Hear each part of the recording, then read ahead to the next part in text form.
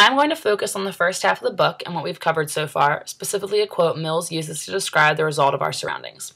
Mills says you are what you are in part because you originate from a certain kind of space, and that space has those properties in part because it is inhabited by creatures like yourself. This idea allows Mill's theory on the racial contract to develop and blossom into the final product it is already reaching halfway through the book. While he hasn't really identified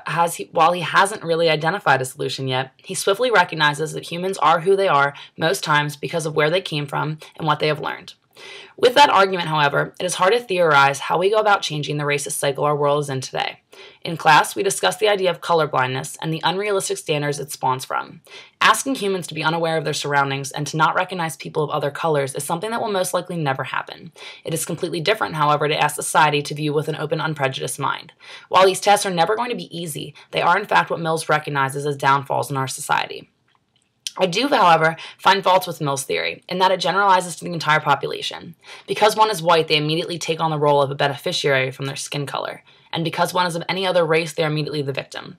Mills does address that issue, saying that whites are not accountable if they are actively trying to make a stand. But what are those qualifications? Are we not then asking for more judgment calls that don't need to be made? I personally find it hard to address the issue of racism, as it stems from my initial quote. I grew in a high school where I could count the number of non-white students on two hands. Does that make me racist? I would argue no, but in Mill's theory, I'm benefiting from my skin color. However, I find it hard to really take a stand against racism unless it's in my own personal life. I know that personally I do my best to keep an open mind regarding people and their backgrounds. I acknowledge that, as previously stated, we reflect where we have come from and the conditions in which we grew.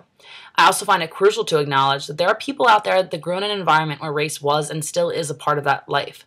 Today, Pakistan and Arab are both words that are considered the same thing depending on who you're talking to. There's even rallies going on within the Penn State campus regarding this. And while this is no justification for this intolerance, it's also critical that we acknowledge where these people come from. Does that mean that change is impossible? Not at all, but I do believe that life experience plays a vital role in the people we become. Ultimately, the change must be made in the people as a whole, for we hold the same properties as the space we inhabit, because creatures like us inhabit the same space.